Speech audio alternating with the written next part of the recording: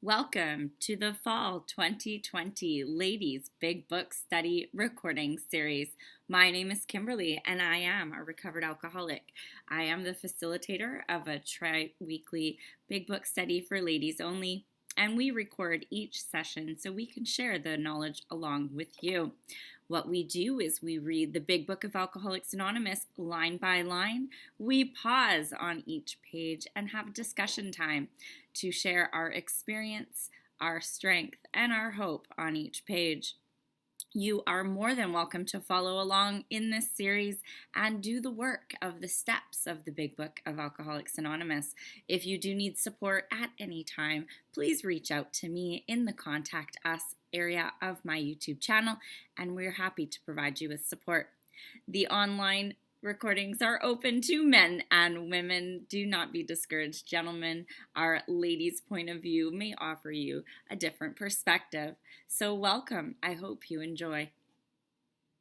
All right, ladies, continuing on into action, page 80, bottom of the page goes like this. The chances are that we have domestic troubles. Perhaps we are mixed up with women in a fashion we wouldn't care to have advertised. We doubt if, in this respect, alcoholics are fundamentally much worse than other people. But drinking does complicate sex relations in the home. After a few years with an alcoholic, a wife gets worn out, resentful, and uncommunicative. How could she be anything else? The husband begins to feel lonely, sorry for himself. He commences to look around in the nightclubs or their equivalent for something besides liquor. Perhaps he is having a secret and exciting affair with the girl who understands. In fairness, we must say that she may understand, but what are we going to do about a thing like that? A man so involved often feels very remorseful at times, especially if he is married to a loyal and courageous girl who has literally gone through hell for him. Whatever the situation, we usually have to do something about it. If we are sure our wife does not know, should we tell her? Not always, we think. If she knows in a general way that we have been wild, should we tell her in detail? Undoubtedly, we should admit our fault. She may insist on knowing all the particulars. She will want to know who the woman is and where she is. We feel we ought to say to her that we have no right to involve another person. We are sorry for what we've done, and, God willing, it shall not be repeated. More than that we cannot do. We have no right to go further. Though there may be justifiable exceptions, and though we wish to lay down no rule of any sort, we have often found this the best course to take. Our design for living is not a one-way street. It is good for the wife as for the husband. If we can forget, so can she. It is better, however, that one does not needlessly name a person upon whom she can vent jealously. Perhaps there are some cases where the utmost frankness is demanded. No outsider can appraise such an intimate situation. It may be that both will decide the way of good sense and loving kindness is to let bygones be bygones. Each might pray about it, having the other one's happiness uppermost in mind. Keep it always in sight that we are dealing with that most terrible human emotion, jealousy. Good generalship may decide that the problem be attacked on the flank rather than risk a face-to-face combat. Some of this rubs me the wrong way. And we have to remember that this was written in 1930s, and it was a male-dominated world back then, and some of this is just male one-sided, and it just irks me. But I'm not going to break it down as to what irks me, but I see the smiles and the nods, so I get that you guys understand what I'm talking about. And plus, we all know Bill's history, on the most part, of being a bit of a womanizer, and you can hear a lot of justification in here, and it just gets my goat. But in dealing with my personal experience with this page, like some of you, I was an alcoholic married to an alcoholic. And so, I had both sides where I was that loyal wife at home that was doting and at times enabling. And then I got resentful of him. You know, I was staying home with the kids while he was going to the bar. I was drinking by myself at home to self-soothe. I would have chats online. There was never any real infidelity, but I was emotionally cheating. I was, getting that little cheap thrill out of talking to someone I probably shouldn't have been talking to. What was going on in his world was my justification for that. Some of us were married to normal people, non-alcoholics, I would say. We may have been the only victim. What I say to the girls that I work with is be honest. Here when it says, should we tell her if she does not know? She knows. Let's be honest. She knows. And I have a big fat no next to that. We should be honest. This is an honest program. Like the previous pages said, do we want to face our maker with this lie? I should tell my partner if I have cheated. I do agree where it says we should not bring in the other person. And you know how it is. We're girls. I always go after the girl that was the girl that he cheated with, because that's what we do. It's her fault. No. It's his fault. So we shouldn't bring up who we cheated with, because it brings in that jealousy. For me, cheating is a deal breaker. It's a hard no. Back in the 1930s and 40s, it was a lot different. Women would stay with their partners because that was the obligatory thing to do back then. Me, cheating's a hard no. In my first year of sobriety, my partner relapsed and cheated on me as part of his relapse. People are like, oh, you just left him? There was a lot more that happened prior to me leaving him. The relapse and the cheating was not why I left. Let's be honest. My picker was broken. I was in my first, we came into the recovery together, and that was just the straw that broke the camel's back. I knew who it was. The signs were glaringly obvious. And did I go after her? No. Did I warn her? Yes. I wasn't well at the time, right? So every situation is different. There's not one solution for every situation, but if you are the person doing something that isn't right, we need to own that. We need to come clean on that. This isn't he doesn't know, I'm just going to make my amends by not doing it again and be a better girlfriend or wife. That's not good enough for me and God, I'll tell you that right now. That's going to eat you up. So where it says if she doesn't know, don't tell her, I disagree 110,000%. It's probably the only thing in this book I disagree with. Well, in the chapter 2, the wives, but it relates to this page too. So I digress. Let's chat about it and see where the conversation takes us. Experiences, questions. Who wants to go first? I do not believe you that no one wants to talk about this page. Thank you, Leslie. Well, somebody says in AA, shoot the alligator closest to the boat. Leslie, alcoholic, and now I understand your coaching strategy, and Kim, how you've talked to me in the past, because you got full-hand experience. I never physically cheated, but I did emotionally cheat, and I was at a place in my life where I was drinking, I was lonely, I was hurt, I felt abandoned, all of those things that we do, as whether just situations, and I checked out, mentally, emotionally. I checked out. I packed my bags and I left, and and I got caught. So that's when I quit drinking, because I thought, holy shit, this is really important to me. I vested 32 years in a relationship. Actually, now our daughter's 39, so just to lose it because of that, because I was being selfish. I was being, oh, poor me. Yeah, pour me another drink and I'll drink it and then I'll just sit under a tree and cry about my life. So, no, I was wrong and I'm owning that and it's time to move on. I just don't like it being thrown up at me all the time, and that's not a good thing. But that's just that person. That's that person's way of trying to deal with their hurt. You know, um, I've made some mistakes in the past, and I've been clear, like I told you about my daughter. That was the big one.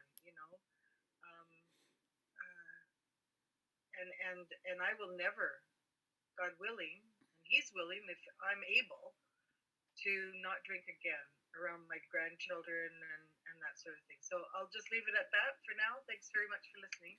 Thanks so much. And if we revert back to what we were talking about in step 4, when we were in that column 3 and we were shifting our perspective and we were looking at the people in column 1 as sick people, and the things that they did in column 2 were symptoms of their sickness, we can do the same thing for our relationships. The cheating is not the thing that ruins the relationship. The cheating is the signal that that relationship is sick. Because you don't just wake up one morning and walk out the door and decide you need attention from someone else. There's been a series of events that have happened to get you to that point where you've checked out or you're unhappy. And that's the symptom of the relationship's demise. For me personally, once trust is broken, it's gone. You can absolutely never get it back with me. That's just, there's 7 billion people on this earth. And if we want to do the math for dating, half of that is 3.5 billion men, because half are women, let's face it. Of those 3.5 billion men on the planet, half are too old or too young. Some are gay. This is going to leave me with a big old pot of potential suitors. So I don't have to settle for one. That's not right for me. And so many people do that. And it's like, you know what? We live in different geographical areas. My Mr. Perfect might not be in my geographical area. I don't know. God knows. I don't know, right? So if I'm with someone and the trust is gone and the piece is not fitting, this is a signal of sickness in that relationship. So, cheating is just a symptom. But we need to be honest about it. We need to break it down. We need to look at it. And in our alcoholism, we justify it. Oh, well, he did this, he did that, she did this, she did that, right? And that's how we get to this place. But we've got to own our fault here and be honest. Anne-Marie, you were next. Hi, I'm Anne-Marie. I'm an alcoholic. Bearing in mind, Kim, that I am by nature a devil's advocate, okay? An argument's coming, in other words. You say that, she knows. I can easily imagine a scenario where the spouse would not know. And I'm not using this as an example because I believe is what happened, but it's the closest that I can come to. My parents. My father was a traveling salesman. He was away all week, every week, for half their marriage. Okay. I'm not going to bad talk my dad. I have absolutely no idea when he was with her. I couldn't imagine him cheating on her ever. But any person in that situation, male or female, might stray. I cannot believe that the spouse would know. It's out of town. It's out of province. It's out of country. Coming home and saying, gee, dear, I have to confess to you, I cheated on you while I was away, to me seems like just transferring the pain. Misery loves company type of thing. If you're feeling guilty about something, why take that guilt in you and turn it into pain in the other person? That's my question. Why do that? Because conceivably she could not know. There's a possibility. The wife is always the last to know, blah, blah, blah, blah. Well, first, Devil's advocate, throwing it out there. absolutely 100%. So, and this is where it's absolutely open to interpretation. Everybody can have their own interpretation of this. But for me, I knew. There was a feeling. There was something that just, there was that. I knew. I knew. And as far as the honesty, for me, I can't carry that shame. I can't carry that guilt. I don't see it as a transference. I see it as part of the amends process, and I have to own it. I have to tell the other person that I broke their trust. 100%. And that's, you know, if someone else is able to bear that burden and thinks that it's better not to tell their partner, then that's between them and God, right? And this is where it's all individual. There's no right or wrong. There's no cookie cutter here. If you are able to bear that burden and it doesn't eat away at your soul, that you feel guilty that you've cheated on your wife and you carry that to your grave, that's great. That's on you. But myself, with the way I lead my life now, I would admit that fault. 100% I would admit that fault. Especially nowadays, like, you don't know what you're bringing into the table when you leave a relationship and come back. You know, that, like, the health implications on top of the fact that you're lying to your spouse, there's guilt there and shame there. What takes us out? Guilt and shame. Bonnie T. Hi, everybody. My name's Bonnie. I'm an alcoholic. I'm on the fence on this one. Part of me really agrees with Anne-Marie because when I think about, now I'm talking way back, I had two husbands actually, and I was unfaithful to both of them in my alcoholism, and, quick and dirty type of cheating, not a relationship apart from that was lasted a long time or anything else.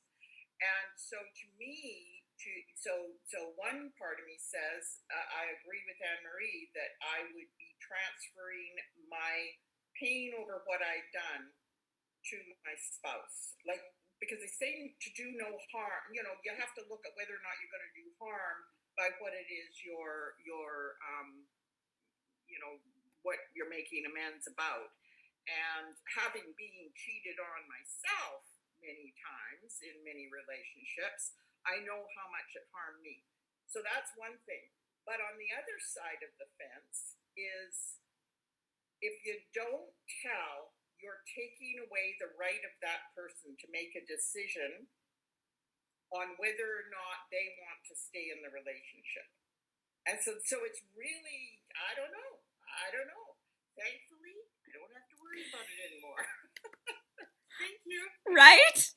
Like, that's the best. I don't have to worry about this anymore. Beverly. Hi, everybody. Beverly, alcoholic. Hey, this is kind of tricky, but I'm going to go ahead and bring it up here and just share in a very general kind of way. I'm working right now with somebody whose partner, he has a sexual addiction. It's not, physical type infidelity or anything like that, but it's definitely an obsession. And would you consider that infidelity if the person is not trying to do anything to, get better at the moment?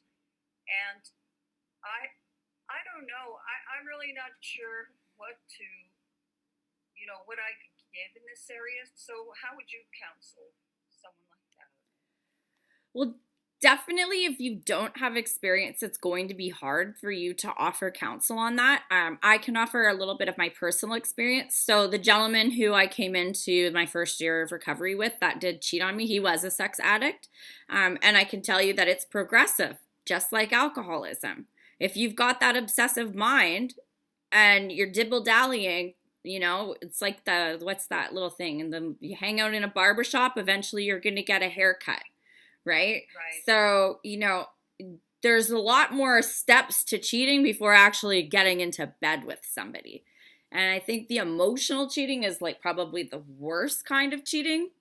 You know, go get a hooker in Vegas. I'm happier with that than if you're like seeing Betty Sue down the street on the side for 6 months and promising her the world and telling her that I'm a cow and that's why you're leaving me, right? So, you know, there's different things. But with the sex addict, I laughed. I knew behaviors and I was like, you're a narcissist, you're a sex addict, you're an untreated alcoholic, you're an untreated addict. That was like, I'm in a place where that's going to take me out. So I made the choice to leave. I didn't stay. And for me, I was like, oh, an untreated sex addict going to a meeting of Sex and Addicts Anonymous. Sounds like a cesspool to me, right? I was like not comfortable with that. So it was just somewhere where I was like, this is not in my comfort zone. I'm leaving. I knew it was best for me, so I don't have experience to say how to counsel that person. But there may be someone else that has experience with that. Okay. But for me, it's a big red flag, right? Red flag. Big red flag on the play, yeah. All right. Especially if it's not treated. Right. Because if you look at, that's like they're heading for a sex relapse. You know, if you're watching porn obsessively or you know, scrolling through the Craigslist want ads. Yeah. Okay. Yeah. Thank you. Yeah, absolutely. I don't know if there's an Al-Anon for Sex Addicts Anonymous. There might be. Like the equivalent. I'm not sure. MJ, what did you say? Sexanon. Yeah, there's gotta be the equivalent. Or Coda. Coda's good too. Coda's really good because usually sex addicts, I'm sorry to lump it all together, but usually they're narcissists. There's usually a lot going on there. But this is like one of those topics where there's no right or wrong answer, but the best thing to do is counsel with your sponsor and ask God for guidance. You know, if you're having that, oh, it doesn't feel right, it's not right. And you don't need to investigate it to get proof. Like, this is the thing that I learned in recovery, because I wouldn't leave until I had proof. Right? It was like, oh, well, maybe I'm just a crazy bitch. And if I asked about it, I was told I was a crazy bitch, right? And then it was like, no, I know there's something wrong. I know there's something wrong. And there I am digging myself a mole hole, trying to find the evidence to prove it before I left. No. Just leave. You don't have to get evidence. If you have a feeling something's not right and it's killing you and burning you up, this isn't right for me, lovingly dismiss. You know, and that's just the best advice I can get. If it doesn't feel right, don't stay. I'm guilty of staying too long so many times. So many times. Red flags ignored, painted red flags green, and stayed in situations I should have left. Those are my go-tos, right? Wendy, did you unmute? You want to say something? Yeah, I was just going to say those feelings, that intuition, like those feelings we have, that's God. That's Him telling us. Yeah. I just wanted to. Because He sees things and hears things that we don't see and hear. And that's how He gives us those signals. And the best prayer, ask for clear, concise signs. Have I told you the bong story? Okay, so I was 18 months sober. And I thought I had my shit together. I'd done my set of steps, and I was Little Miss like, oh, I'm like Gold Star recovery. And I was dating a guy who had 18 years sober, and he had the big, nice truck and muscles and tattoos and owned his own house. You know, the guy got a great job. So I'm dating him, and I'm like, he's got 18 years, and I got 18 months. Well, he was smoking pot. And I was like, I don't know. And I'd ask. And he says, well, you know, I'm an opiate addict, so I can't do pain pills and I've got kidney stones, so I smoke pot. And I was like, well, it makes sense. And he's talked to his doctor, but he kept smoking pot and it looked really social. And I was like, I don't know what to do. So I asked my step group what to do because I had that feeling something just wasn't right. And they're like, this is like how I learned how to pray and listen to intuition. And I said, I don't know what to do. And this girl, Jen, she says, pray for a clear and concise sign. And I was like, huh? I'm like, what do you mean? And she's like, pray for a clear and concise sign. I was like, okay. So this is a Tuesday. She told me to do this. So I'm praying and praying for 2 days. So Thursday, I'm sitting at his house and I'm at the eat up table. And I say, working on my laptop at the eat up, and he's out on the back deck. And I hear this noise. Shh. And I'm like, that sounds really weird. And I hear it again. Shh. And I did one of these, like I can picture it in my mind's eye, where you lean back to look out the door. You know that one? He's sitting on the back deck with the hussy from downstairs smoking pot from a 2-foot bong, lighting it with a blowtorch. That is not medicinal marijuana, let me tell you. That is social smoking pot. That is a clear and concise sign. I slapped my laptop closed, I shoved it in my briefcase, and I'm marching out the door. I'm like, that's it. So I get in my car and I'm driving away and I'm like vibrating. And I call my friend Jen and I'm like, oh my God, it worked. And I told her, right? So then that night at step group, that was the whole thing. Is like, that's a clear, concise sign. Sure enough, he calls me back the Friday after. Oh, baby, I want you back. I'm so sorry. Okay, it got out of hand and I was smoking pot. What do you want me to do? Come back at a meeting? Will that make you happy? And I was like, oh, it still didn't feel right. But I was like, He's like, let me take you out for dinner tomorrow night and we'll talk about it, right? I'm like, okay. So I was like, not sure, but I agreed to go to dinner because let's explore this red flag, right? Kept praying for clear, concise signs. He picks me up for dinner. We're driving to the Cactus Club, and I'm just like irritated at him the whole drive there, right? Like I'm like, something, right? We missed the turn to go in to Cactus Club. So he passed to drive around the block, and that irritated me even more. And I was like, oh, and his reactions were really off. So I was like, oh, my blood's starting to boil. And then I get a text message on my phone from Facebook Messenger. Do you know so-and-so? ? And I did one of these with my phone and I said, what is she going to say when I say yes? And his face drops. I'm like, drive me home, drop me off, lose my number. Sure enough, he was cheating and smoking pot. So guess what? Big signs. I asked for clear, concise signs, and I was like, from that moment on, I believed in God. I was like down with prayer, and I'm like, okay, clear, concise signs, because God, I am so stupid. Please make it simple for me. Ask and you shall receive. Jenny D. Hi, thank you. I'm not well today. I've been sick since 2 days, so I'm. So I hope this makes sense. Okay, I was really, really fortunate in my sobriety marriage. I had my drinking marriage and I had my sobriety marriage, and we were together for 26 years, and it was because I was quite new when we got together. But as I got better, I'll tell you, for the first 2 years, I suspected him of cheating because that's all I had never, ever known in my life. And that's all I, frankly, had ever done in my life, both ways, right? So I was not a well person. I was quite new when we got together, like only a year and a half. And anyway, I suspected him. I had no idea what an honorable man looked like or behaved like at that time. And I had a lot of suspicion.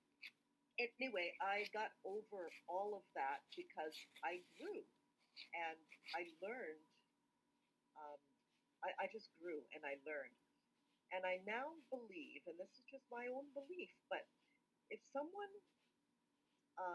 who is in the program and is healthy has suspicion and is constantly looking for evidence, I believe that it's time to leave whether the guy's fucking around on you or not. Because one of two, pardon my language, I'm sick, I'll use that as my excuse. Anyway, one of two things is happening here. Either he's cheating on you and you're picking up the sides, or I'm not well enough to be in a relationship if I'm constantly looking for the evidence. And I know that because that's what I did. Now, I didn't leave that relationship because I didn't know I wasn't well enough to be in a relationship at the time. That's just what relationships were. Looking for evidence that he's cheating on me. Um, anyway, that's it. I think anybody that's healthy in AA, uh, that's constantly looking for evidence, it doesn't matter whether he is or isn't. That's on me. Um, I don't know. Thank you everybody that said get well soon. Yeah, thank you. I just know if I ever got in another relationship with somebody, and I was looking for evidence, I'd be leaving. Because the evidence isn't what's important. What's important is me and my spiritual well-being. Anyway, okay, thank you. Thanks, Jenny. Yeah, my sponsor said probably the best advice. Healthy people don't date sick people. Like, let that one sink in, right? Healthy people don't date sick people. So if you're still sick and you're dating someone who seems amazing, they're probably not healthy. That sunk in for me, right? And my big thing that I've been really resonating on that I took a little bit from church is what was it? Hang on. Peace is not the absence of problems.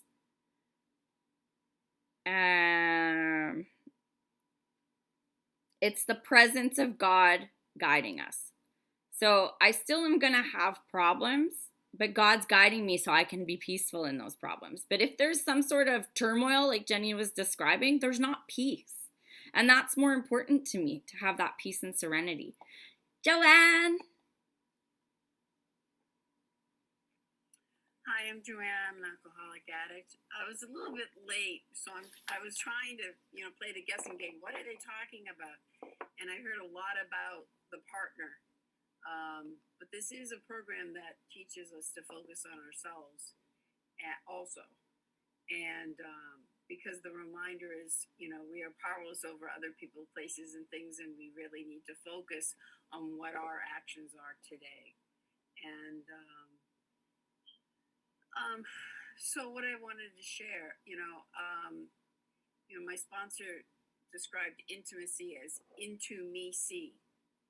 And when I got sober, I realized I wanted things that I thought were healthy, that I didn't have to hold secrets.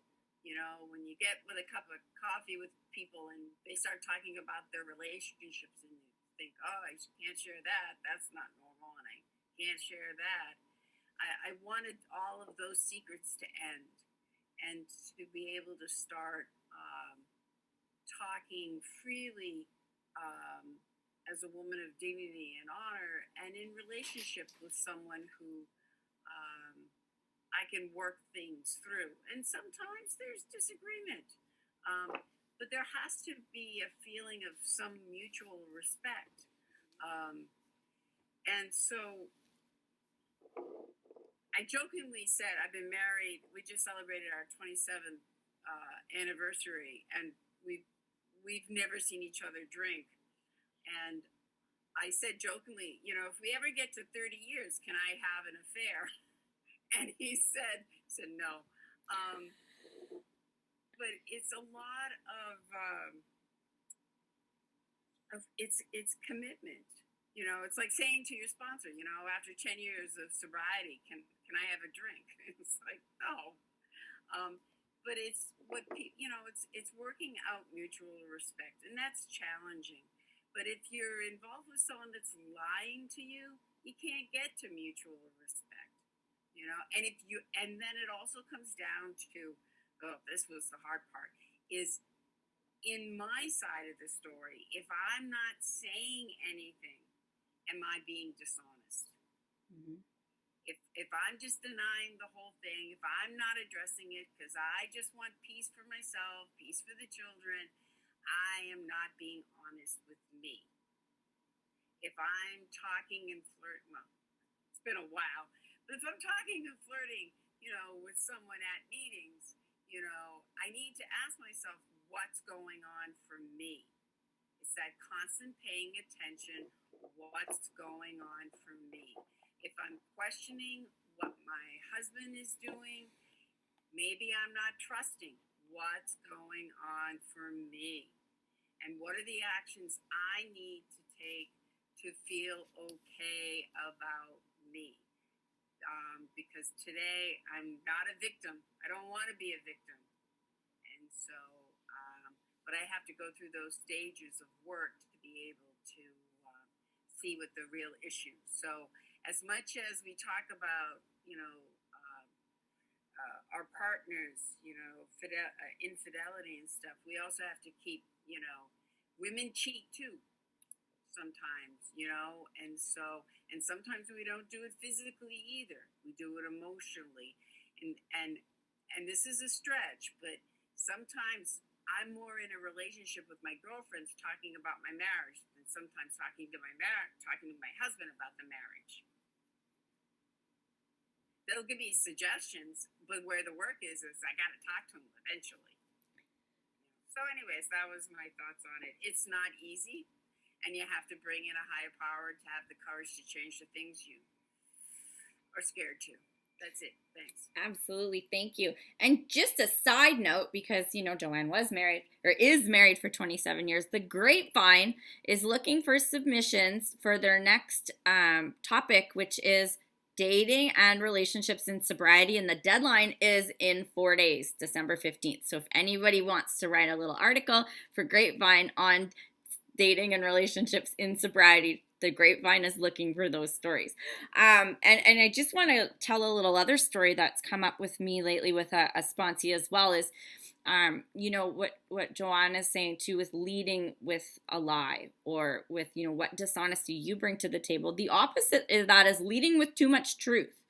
When if you are in the dating process and you just basically fifth step the guy, on the first date or prior to the first date to protect yourself so that he doesn't find stuff out later, you're leading with fear. And that goes back to that sick plus sick equals sick and healthy plus sick equals sick, right? So if I have that fear that he's going to run away if he finds out anything about me, I'm not well yet. So that's another point to make too, because I know some people that they do. They're like, I just get it all out on the table right away. So if he wants to run, he can run. It's like, whoa, where's the self-confidence in that? Where's the shame, guilt, and remorse gone with that? I'm like, yeah, you know what? I was a dancer. Yeah, you know what? I was an alcoholic. Yeah, you know what? If it comes up, it comes up. But I don't lead with that stuff out of fear that someone's going to not like me because of it. That's a big indication that there's some stuff going on that we need to look at first. Leslie? Hey, Leslie again. Just on what you said there, Kim, about fears, emotions, like sometimes it's your hormones too. And I know this from when I was younger and I got back with my husband now, and I went on the pill, and it was a 3 different levels of hormones, birth control pill. I only was on it for 3 months, but still, I get to the 10 days of the pill that was left, 10 days left on that birth control pill, and I'd start to get paranoid. And I'd start, you're cheating on me. You're this, you're that. It's just like, do you really love me? And all this kind of stuff. So sometimes hormones, too, can play along with your mind, your body, and stuff. We're all one big package. So just bear that in mind. I just wanted to share that thing. And I want to agree and slightly disagree with that. Hormones are amplifiers. So hormones are going to amplify what's already there. So, hormones aren't going to trigger anything that isn't already a seed. The hormones are going to amplify a bit something that's already there. Linda, you're unmuted. Good morning, friends. My name is Linda, and I'm an alcoholic. Well, I've had minimal amount of encounters with relationships, mostly during, my alcoholism, because I was a big player out there. So drinking was the most etiquette thing to do with the type of men that I was associating with. However, when I got into the program, my whole idea about relationship changed. But of course, being as sick as I am, I focused in on the biggest, baddest mafioso type guy in the room, and ended up, him taking me on a date on Valentine's Day, picking me up in a Bentley, with the Bouvier and chocolates. And, I said to him, because I recognized he wasn't committed to being with me, even though we were having a child, which was another hook. And I didn't want to go there with him, but my sponsor at the time said he had the right to know. Anyway, I said to this man, I said, you know what? I sold myself out for him, because I wanted him to be a part of this relationship and be a father to the child, right? Being a good, Italian Catholic, right? Like they have commitment, so I thought they had values and morals and such, right? Anyway, I said to him, by the time you make up your mind whether or not you want to be in this relationship, it's going to be too late. And if I have to have suspicion of any kind or any reason to be jealous, then there's really no point for me being here. So that was the end of that relationship. And I've never been in one since. That was 36 years ago. So that tells me there's still something terribly missing in my life, that I'm not emotionally available to anybody. Why would that be? You're still sick. So is that going to get better? Absolutely. I still want to have a partner, for this last chapter of my life. I want to laugh, I want to sing, I want to dance, and I want to enjoy this last chapter of my life. I want to write a story, that's memorable. There's a lot of eyes in there, and but yeah, you can have that, but we have to be whole first. I need to be what I want to receive. So I need to be whole. I need to have healed. I need to have had my spiritual growth in order to find someone that I can enjoy life with. If I'm looking for that person to complete this picture of what I think my life's going to look like, I'm not complete. Well, I don't really know what that's going to look like, and I'm going to trust God that, that more will be revealed, and that I will see I will see what those blocks are that are keeping me from God. Yeah, it's not your job to see them, though. It's God's job to show you. And how we get shown it is by working with others. That's how we grow. The more I work with others, the more I grow, the more I heal, the more I transform, and the more whole I get. It's not self-working on self. We let God discipline us. Okay. Yeah. Jency. Hey everybody, Jen, Alcoholic, California. It says in the book, no outsider can approach such an intimate situation. So, I don't know, for me, it depends on the situation you're in. Like, if you have kids or, what the situation is at the time. If it's going to harm your family life and bring it crashing to the ground, I don't have any experience in it, but I just think I'm an outsider giving advice, right? And the book tells us right there that no outsider can help us deal with the situation. So I say, pray about it. God will give you direction on how to handle a situation. And it says,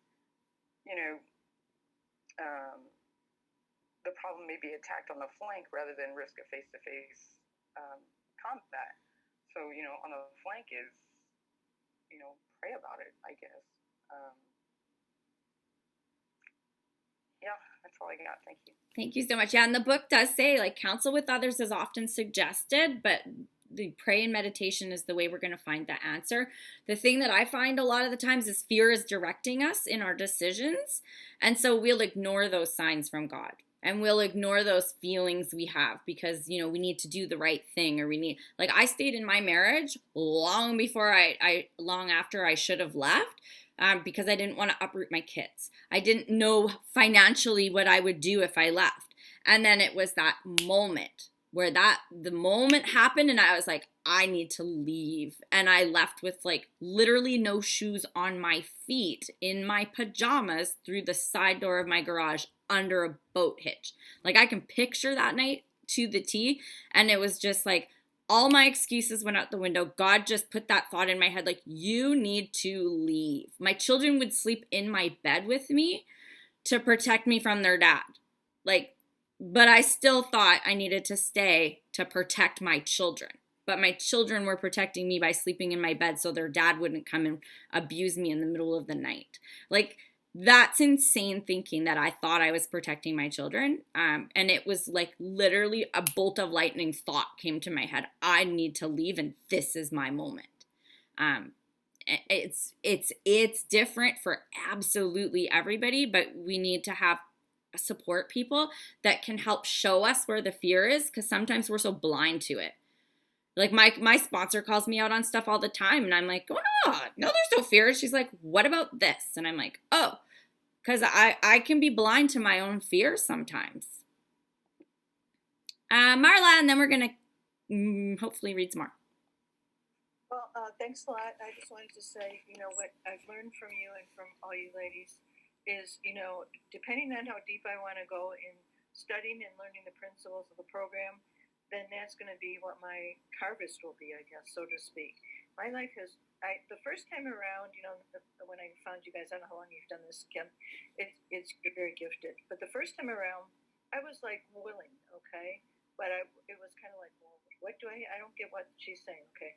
So then this time around, it's like, okay, yes, you can get it, Marla, but you do have to study it.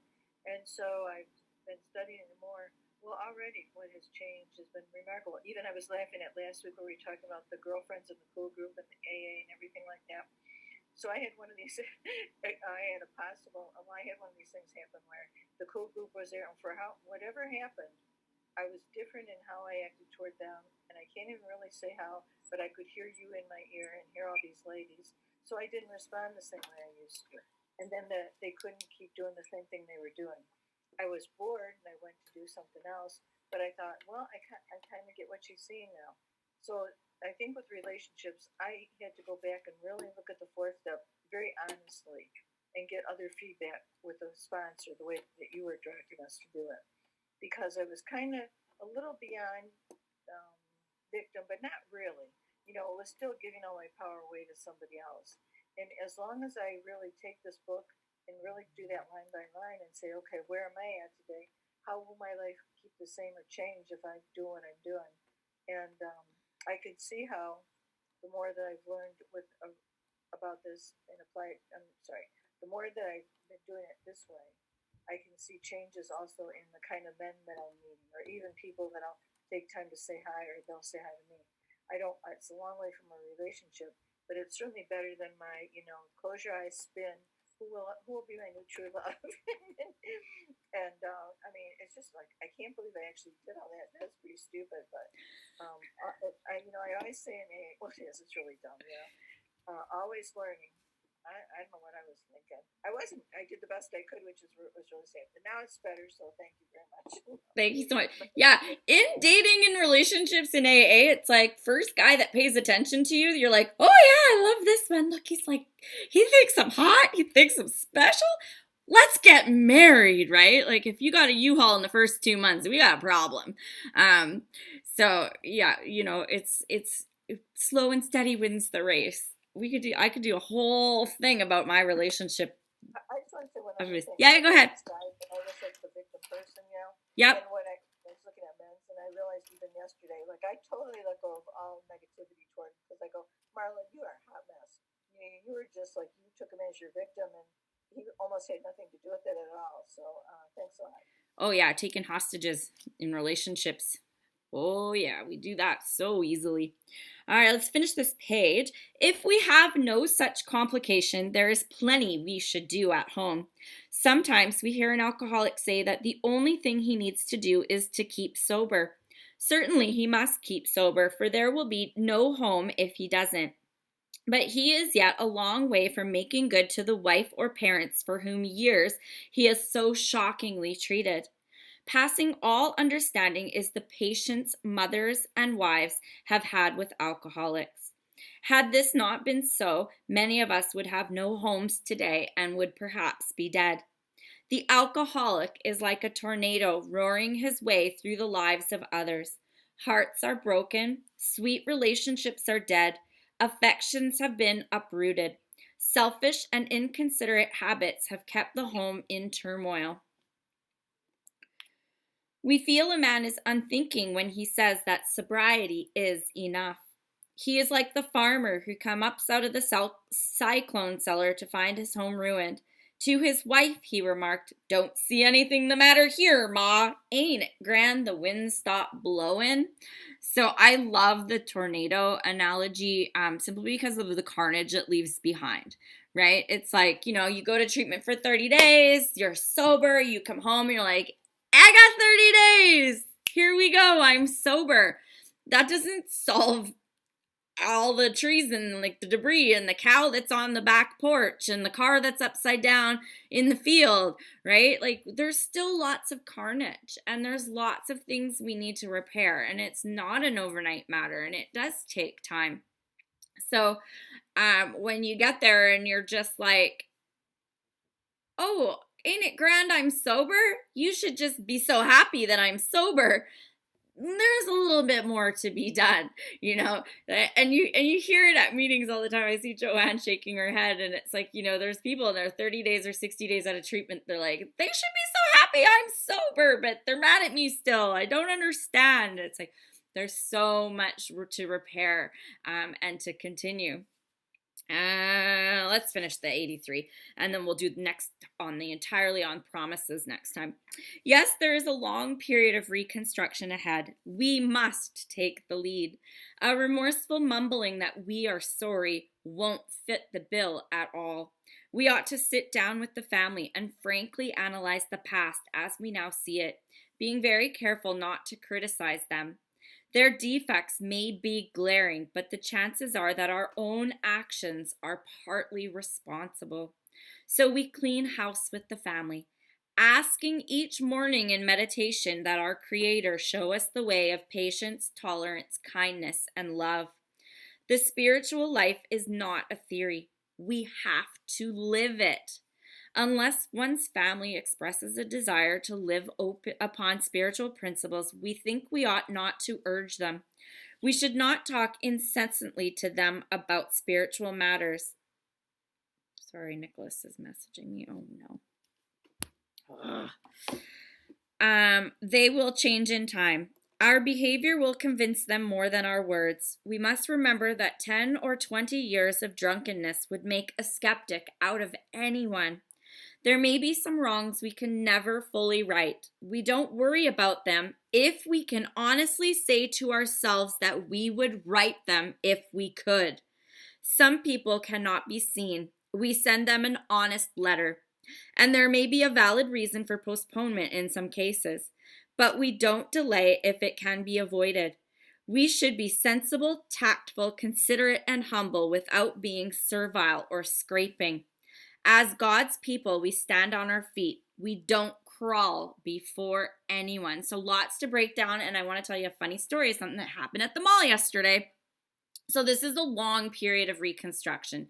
We need to sit down with our family. We need to go over what our changes were going to be, how we're going to be wanting to live our life. We're not trying to pressure them into this. And when I started accepting God into my life, my ex-husband was still alive, so my children were going over there, and I was a kook. I was lying about not drinking, and I was a kook that was toting religion. But my kids have seen the change in me because I walked my walk and talked my talk. I live this. I do these principles in all of my affairs, and my children have seen the difference. I can talk about it till I'm blue in the face. I can say that I'm sober and I'm changing my life and living spiritually. That means jack shit. I need to live it. I need to do it. I need to breathe it. I need to show it. And that is the biggest amends I can make to everyone. So I'm at the mall yesterday with Summer, and I told you, God brings them into your life if what? We remain willing, and that's highlighted in my book. Some wrongs we can never fully right. Some people we can't track down.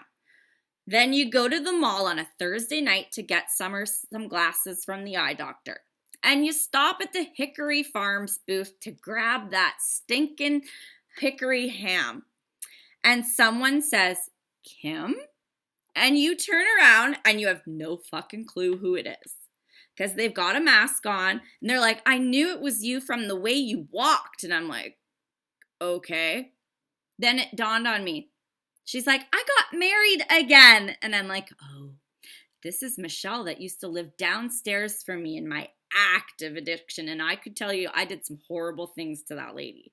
I was a not nice person to that lady. And here she is. She's like, is this Madison? That's how long I haven't seen her. She didn't even know Summer was alive, and Summer's 11, and Madison is now 23. Would it be appropriate at that moment to say, oh my gosh, I owe you this big, long amends and go into all of the horrible things I did to her? No, she knows all of those things. What did I do? I spent 5 minutes talking to her as this new sober person with grace and dignity and honor. I acknowledged absolutely everything she said to me. I congratulated her on her new marriage, looked at all the pictures she showed me, was excited about the daughter Emily that's getting married and having a baby. I engaged in a healthy 5-minute acknowledgement of her as a person, where for 2 years I was a nasty bitch. I righted that. I didn't need to say, that thing that you thought I did, it was me. She knows it was me. I know it was me. But what I neglected to do for 2 years was treat her like a human and have respect for her. So I spent 5 minutes at the mall giving her the respect she deserved. And I wished her a Merry Christmas and said how nice it was running into her and wished her on her way. And I felt really good about it when I walked away. And that's how God puts these people in our lives, when we remain willing. Joanne. Yeah, so I want to talk about something that I actually haven't heard spoken at a women's meeting, and I think it's a good place to talk about it with this reading. I have sponsored at least 3 young women, and the challenge that I find with them is that they're willing to go to meetings, they're trying to get sober, and this assumption that they were the only sick person in the house. And I have been told, he doesn't trust me, he won't let me out of the house.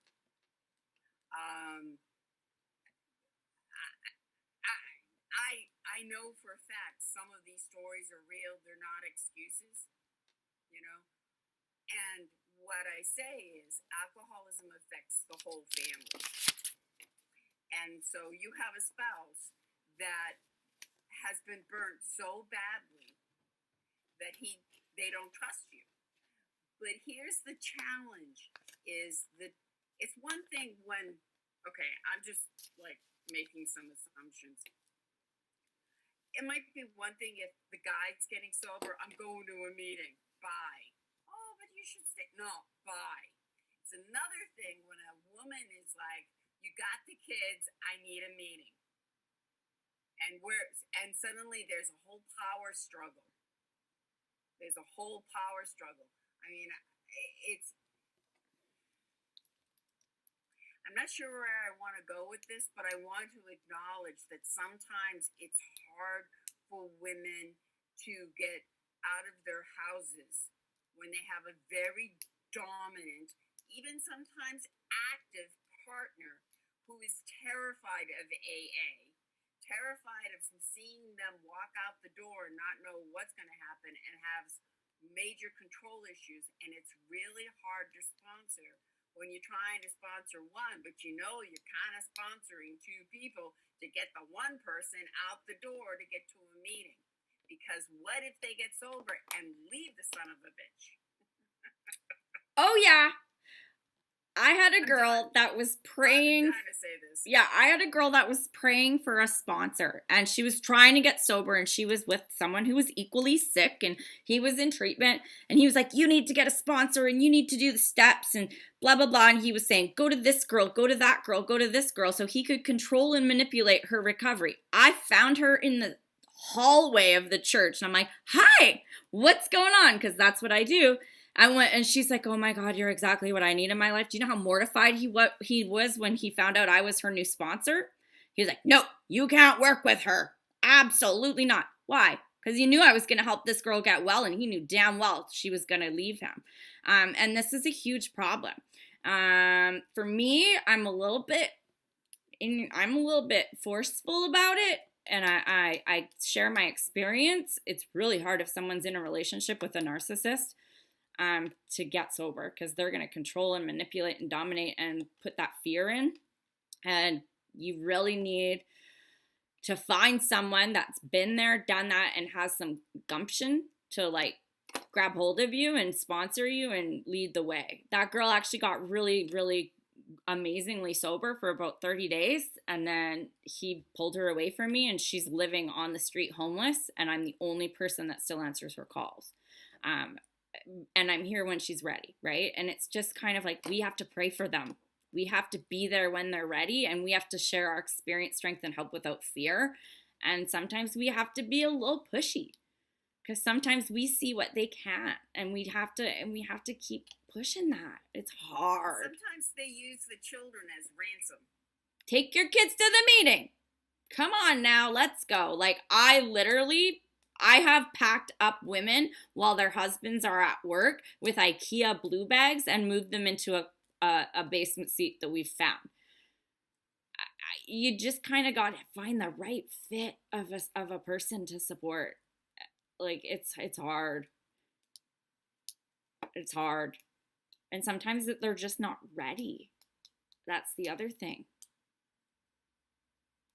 The God pieces need to fall in place on those ones. Yeah. Anne-Marie, I almost forgot your name for a second. Hi, Anne-Marie, still an alcoholic. This is an interesting topic, Joanne. Thank you. I indeed had a sponsee whose husband continued. He's a marijuana addict because he smokes them the way I smoke cigarettes. And he basically gave her an ultimatum: get sober, or I'm leaving and taking the kids. And then when she got sober, he basically at one point actually told her, I liked you better when you were drunk. Okay. And she started saying to me things like, I'm afraid I'm going to have to leave him, and I'm afraid I'm going to have to leave him. And I've never been married, and I don't have kids. And I felt very awkward about saying anything to her under those circumstances, because I could not share experience with her. When I got another sponsee, and she also married with kids, had a controlling husband as well, I actually referred them to each other. And that was the closest that I could come to helping them. Someone like me, with no such experience, I always sound like a fucking man-hating feminist when I say, leave the fucker. He's mistreating you, if he's abusing you, leave the fucker. And I know it's easy for me to say because I've walked away from abusers. I just won't put up with it. But it's not the same thing when you're married and you've invested 20 years or more and you've got kids. And am I doing the right thing by having them connect with each other? Absolutely. Yeah. We have to have that humility as responsible members of Alcoholics Anonymous and sponsors, to have the humility to say, I don't think I'm the right fit for you for this topic because I don't have any experience. but please call Joanne. She's been married for 27 years. Or please call so-and-so because they have experience. Or call Kimberly because she's been into a narcissistic abusive relationship since she's gotten out and gotten free. We have to not be like, it's almost that sponsor ego we get where I'm the sponsor and I need to have these answers. We need to get rid of that in order to help people, because we're just here to be agents for God. And if I'm not the right agent for you, let me connect you to the next person. Same as if you call the phone company, right? The customer service billing people can't help me when my box isn't working, right? So they say, let me transfer you to someone that can help. Blah, blah, blah, blah, blah. We've got to have that humility and put our little egos aside. And it's absolutely the right thing to do. Okay, thanks. Yeah, because we can do more damage. I mean, you're the never married man hater, for lack of better words, and I'm the man lover who says, leave him, right? So 2 different situations, but we both have the same solution. But it's not going to be right for everyone, where, Joanne, being married for 27 years, might have different advice than us. And this is where it's okay to ask 3 of your top spiritual advisors. You don't have to take advice from just one sponsor. And people get in their mind that their sponsor is the only. God is the only. God is the only. And all of these people are meant to just share the experience to find what's right for you. What I've experienced doesn't mean it's right for you, but I have to have that humility as a responsible member to say, this is just my experience. Take it or leave it. It's all I can share. But, I always think, ask for a couple people and find what works for you and work it. Because guess what? If that didn't work, they can come back to me. I tried to work it out, and guess what? I'm homeless, I'm on meth, and I've lost everything, and you were right. Go ahead, say I told you so. That was literally what this girl said to me. And I'm like, I'm never going to say I told you so. Never. How can I help? That's what I'm going to say. And if you say I told you so, shame on you. You should say, absolutely, that's my experience, right? How can I help? How can I help? Always be helpful. Yeah. I think today's daily reflection was about humility and sponsorship, wasn't it? Yeah, it was. Weird how that happens, doesn't it? Alrighty, let's end the recording. We'll say this.